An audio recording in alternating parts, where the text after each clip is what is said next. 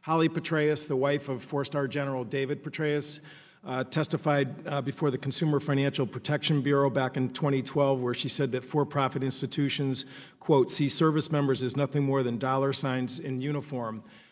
This morning, we have a letter from the Veterans Education Success and Student Veterans of America, which, again, I would ask to be submitted to the record, again, saying how important some of the issues that we're talking about this morning in terms of a new higher education bill is critical to veterans so that their post 9/11 GI Bill benefits are not going to be squandered. Ask that it be entered into the record. Without objection. As well as two letters, comments that were submitted to the Department of Education and the Department of Veterans Affairs back in 2017 regarding the weakening of the borrower defense rule and the gainful employment standards, again, signed by over 30 veteran services organizations, as well as a letter to the VA regarding the Inspector General's report at the VA that showed that the lack of enforcement on deceptive advertising and recruiting by for-profit colleges would squander about $2.3 billion over the next 5 years. And again, I would ask that those be submitted for the record.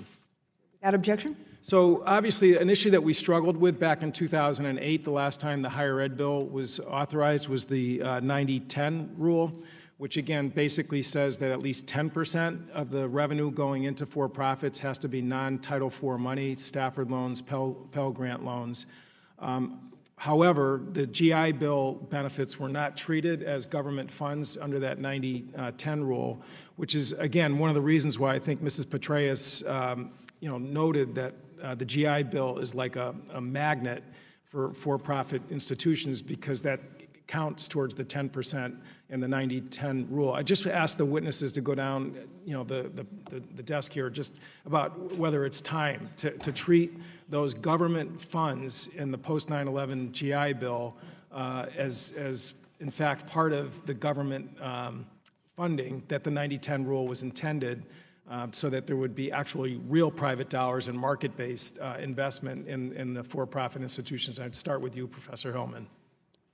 Makes me think of two things in response. One would be the origins of this discussion happened in the 1940s with the GI Bill originally, and how colleges would take advantage of students then, and there were then lessons learned through time that got incorporated into the Higher Education Act. So this history is repeating in many ways.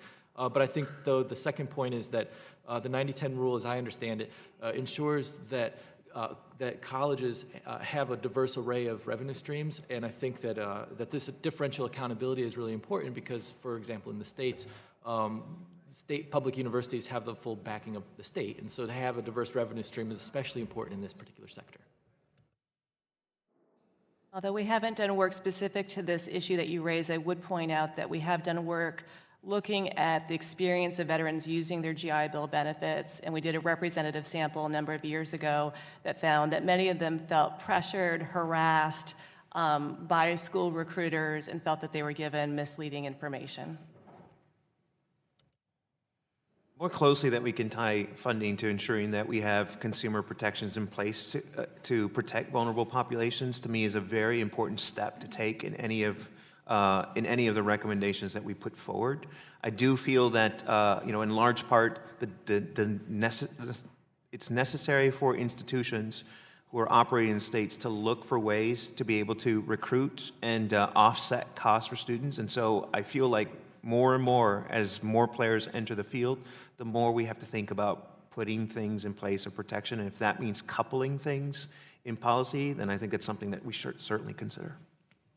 This is not something that our commission has dealt with directly, but I will say that the ability of any institution or enterprise to attract people who will pay some of their own money to attend, I think, is an important indicator of quality.